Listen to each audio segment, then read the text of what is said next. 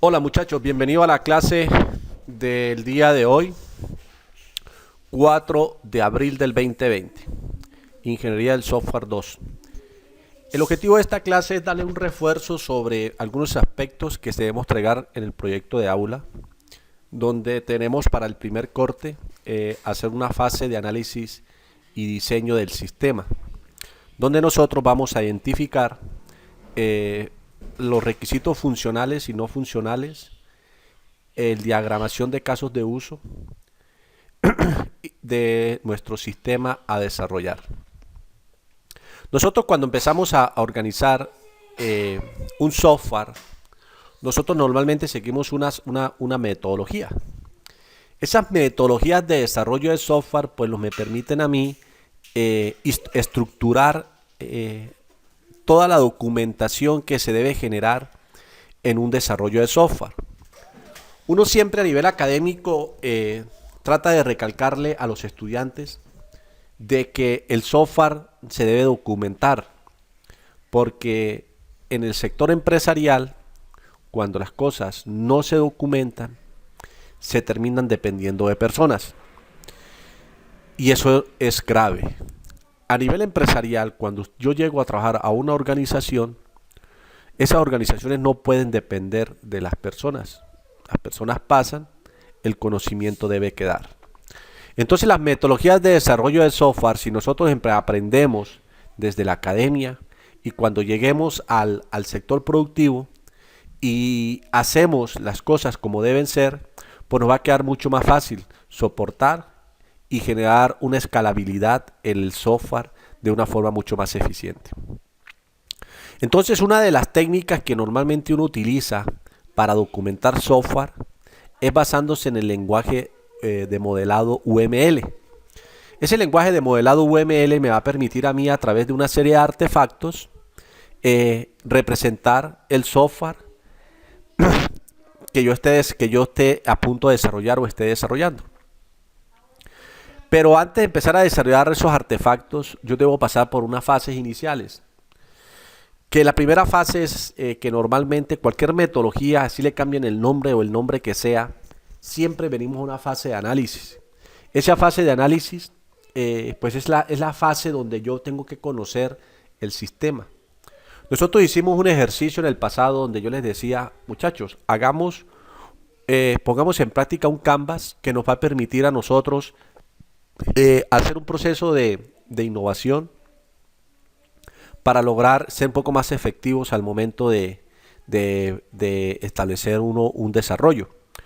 Yo siempre lo he dicho y no me cansaré de decirlo y hoy en día lo que está ocurriendo con esta pandemia que estamos llevando a cabo es de que cuando uno vaya a hacer algo, uno tiene que hacer algo que le importe a la gente, que le importe a un grupo de personas, que le importe a una empresa, que le importe a alguien, ¿sí?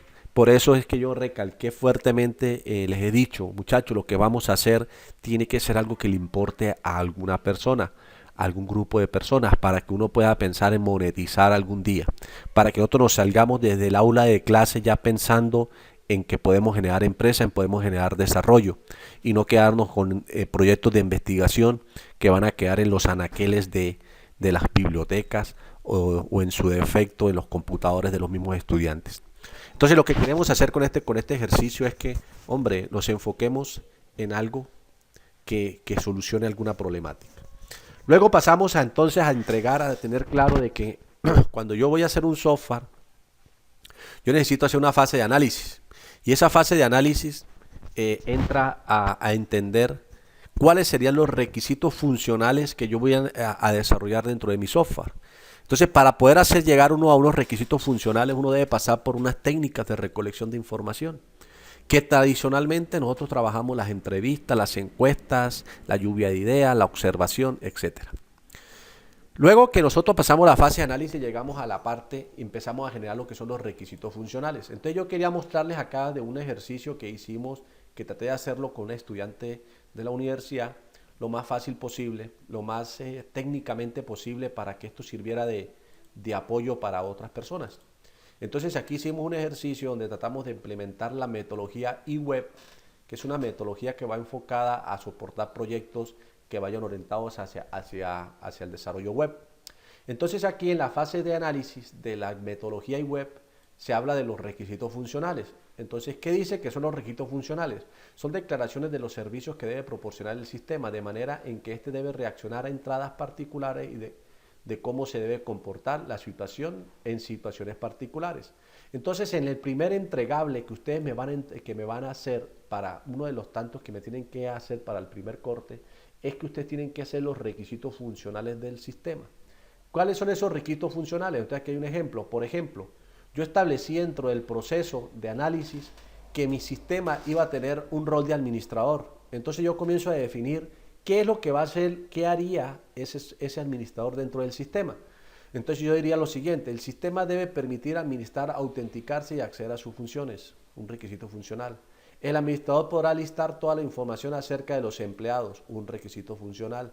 El administrador podrá actualizar la información acerca de sus empleados. El sistema debe mostrar el consecutivo de acceso cuando se asigne un acceso a un empleado. El administrador podrá asignar el estado y acceso de un empleado. El sistema debe permitir al administrador actualizar sus datos. Entonces aquí empezamos a identificar todos los requisitos funcionales que debe tener la plataforma. Entonces eso ustedes tienen que identificarlo muy claramente. Luego pasamos a los requisitos no funcionales. Entonces a veces uno genera, ¿pero qué es un requisito no funcional? Entonces dice, son restricciones de los servicios o funciones ofrecidas por el sistema. Se refiere a las propiedades emergentes de cómo la fiabilidad, el tiempo de respuesta y las capacidades de almacenamiento tiene un sistema. Oliveira Sosa, 2010. Acá entonces identificamos los requisitos no funcionales. Entonces, ¿qué es un requisito no funcional? Por ejemplo, dice, el sistema debe serte fácil de usar con ayudas e interfaces intuitivas. El sistema debe accederse solo por un medio de ambiente web. Entonces, requisito no funcional. El sistema debe permitir al usuario autenticarse por medio de un usuario definido y una contraseña cifrada. El sistema debe restringir el ingreso directo por medio de una URL utilizando sesiones. El sistema debe tener en cuenta la segregación de funciones de cada usuario. El sistema debe cerrarse después de un tiempo limitado de inactividad, que normalmente, esto depende obviamente del sistema, ¿no? Acuérdense que algún día hablamos de eso. Los sistemas bancarios, cuando usted deja más de 45 segundos de mover el mouse, él se cierra la sesión por seguridad. El sistema debe funcionar desde cualquier dispositivo electrónico sin importar su sistema operativo. El sistema debe responder en tiempo real a las ejecuciones del usuario. ¿Sí? El sistema debe tener un diseño de colores, botones, imágenes basados en la imagen corporativa del centro, o sea, de la empresa que estamos manejando. Entonces tenemos los requisitos no funcionales. Entonces, dentro de los entregables del parcial, ustedes tienen que identificar estos requisitos funcionales del proyecto que ustedes están ofreciendo. Listo. Luego que tenemos esa parte, pasamos a la fase de diagramas de casos de uso. Entonces yo les coloqué una página web donde explican muy claramente cuál es la diferencia entre el include y el extend. ¿Por qué hice referencia a esta página? Porque me pareció que el concepto es claro, se tienen unos ejemplos muy particulares, se explica claramente qué es lo que hace el include y qué es lo que hace el extend. ¿Por qué? Porque muchas veces yo lo que he observado en trabajos anteriores es que los estudiantes no manejan claramente lo que es el include y el extend y comienzan a generar una maraña de casos de usos que en vez de mejorar porque lo que buscan los casos de uso, eso ténganlo claro, es que debe ser fácil de entender para las personas. En este caso, para un diseñador, un desarrollador, que debe entender lo que el analista está queriendo decir de su modelo de software a desarrollar. Si un modelamiento queda mal, el diseñador y el desarrollador, y más que todo el desarrollador, porque hay muchos autores que dicen que la parte de modelamiento hace parte de la fase del diseño, y yo soy un convencido que eso es así. Los casos de usos, los diagramas, eso es el diseño, porque usted está diseñando el sistema ahí. Eso hace parte del diseño. Si usted hace un mal diseño, usted va a incurrir a que el desarrollador cometa errores en programación. Entonces, un buen diseño, una buena programación, un buen desarrollo. Entonces acá yo quise dejarles este ejercicio para que ustedes analicen cómo debe funcionar el tema de los casos de uso de tu sistema. ¿Qué diferencia hay entre el include, cuándo utilizar el extend y qué casos no se deben hacer? Porque, por ejemplo, esto es algo que está mal hecho, ¿sí? Es un abuso, no es que esté mal hecho, es un abuso en el uso de los diagramas de casos de uso. Entonces, el objetivo es que lean este documento, ahí se los dejé para que lo puedan leer, para que ustedes puedan revisar e identificar cómo deben organizar de una forma correcta los diagramas de casos de uso. Listo, ya tenemos los diagramas de caso de uso. ¿Cuál es la siguiente entregable? Pasamos a la fase de recoger todos los diagramas y empezar a hacer la respectiva descripción. Entonces acá tenemos que una vez tenemos los diagramas de casos de uso por acá abajo, empezamos a hacer el proceso de descripción de los casos de uso. Entonces esa descripción de los casos de uso, normalmente, ¿qué hacemos?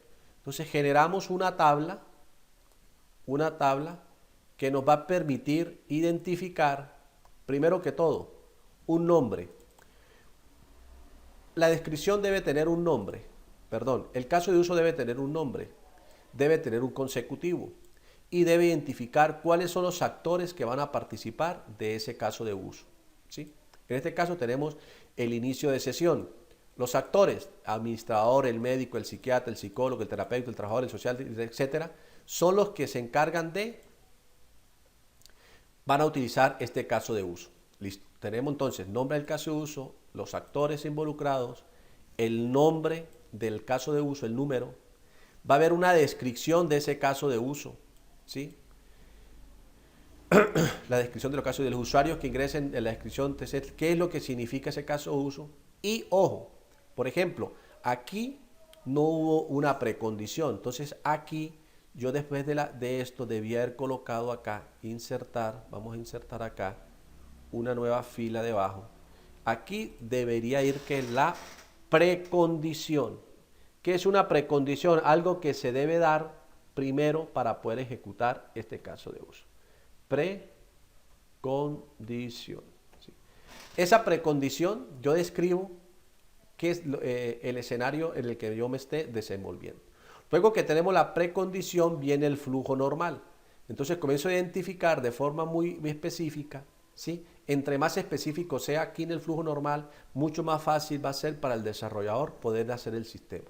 Entonces, el usuario iniciará en el sistema, ingresará el nombre de usuario y contraseña en los campos requeridos, dar clic en el botón de aceptar, el sistema los valida, se mostrará una vista de inicio según el usuario haya ingresado, ¿sí?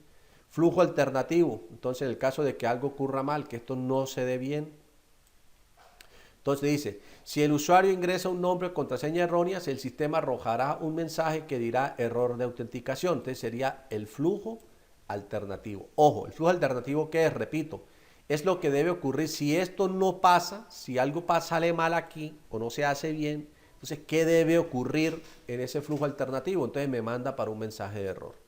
¿Cuál sería la poscondición? La poscondición es lo que ocurre en el caso de que todo esto esté perfecto. Entonces acá en la poscondición tenemos que el usuario debe estar registrado en la base de datos del sistema. Ojo, esto no es una poscondición, ¿sí? La poscondición, esto es una precondición. El usuario debe estar registrado en la base de datos del sistema. Quito esto de acá. El usuario debe tener acceso al módulo de según corresponda de acuerdo al usuario. Esta es la poscondición. Entonces la precondición debe ir aquí.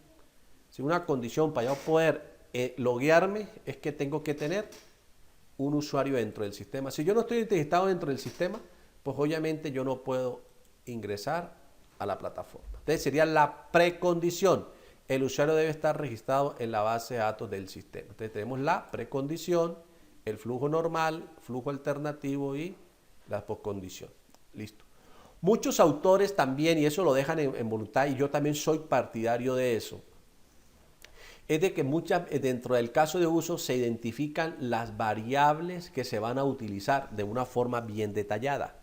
Por ejemplo, si yo voy a hacer un sistema que diga registrar usuarios, yo tengo que identificar claramente cuáles son los campos que yo le voy a pedir a ese usuario. ¿Sí? Vamos a ver si en este trabajo se hizo. Pasemos por acá, flujo normal, actualizar datos personales. Entonces dice, Flujo normal. El de clear, el botón de ver empleados, Entonces, aquí, por ejemplo, no están identificando, en este ejercicio, no se está identificando claramente cuáles serían los datos que se deben registrar del empleado, ¿sí? En este caso es listar, busquemos aquí, por aquí está registrar. Un momento, por favor. Y de una vez revisamos. Flujo normal, entrado, este ya lo vimos. Listar empleados, ¿sí? Entonces, si aquí estuviera, por ejemplo, de ingresar o registrar un empleado, yo tengo que, aquí está. Entonces acá debo identificar lo siguiente. Aquí dice, el usuario registrará los datos personales e información relevante del empleado de nuevo de la empresa. Flujo normal, el sistema mostrará el módulo que le corresponde al auxiliar, el usuario dará clic en el botón empleado, el sistema mostrará la tabla de los empleados existentes en el botón de agregar, el usuario dará clic en el botón de agregar, el sistema mostrará el formulario de registro de los empleados y acá, por ejemplo, esto es un error. ¿Por qué? Yo esto acá no es conveniente hacerlo así. El usuario digita la información requerida, pero ¿cuál? Entonces, esto es un error que se comete voy a ponerlo acá en rojo, que es lo que voy a tacharlo, que así no se debe hacer. Esto no se debe hacer. ¿Por qué no se debe hacer? Porque si pongamos el siguiente contexto. Si yo no soy el que voy a programar, si a mí me contratan es de analista y otro es el que va a programar, yo le hago la siguiente pregunta a ustedes como desarrolladores. ¿Qué información van a registrar del empleado? Yo tengo que decirlo acá. Yo tengo que decirle acá. Se mostrará la información de registro de los datos del empleado. Y acá tiene que haber un paréntesis donde se diga. Se va a recibir un dato string nombre. ¿Sí? Un string documento. Un string nombre. Sexo. Un float para identificar, o un doble para identificar el sueldo. Y así sucesivamente. ¿Por qué? Porque eso le va a permitir al programador poder tener claridad sobre los datos que se deben registrar. Y esto también de una vez le da la noción al que va a hacer la base de datos de qué tipo de datos se deben colocar en las tablas cuando se haga el modelamiento. Entonces, por eso es que no recomiendo y no es normal hacerlo y no se debe hacer ser tan genérico en este tipo de cosas. Entonces, aquí es donde comenzamos a ser más puntuales. Registro de los datos del empleado. ¿Cuáles datos?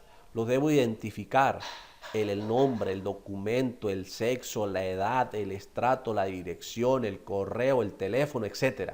Todo debe estar acá para que el desarrollador, el diseñador que va a hacer el frontend, el otro el que va a hacer el backend, entienda qué datos se van a almacenar dentro de la base de datos y qué es lo que él va a recibir, cómo va a recibir las variables, si hay que encriptar, si no hay que encriptar. Todo eso debe decirse dentro del modelo, dentro de la descripción del caso de uso.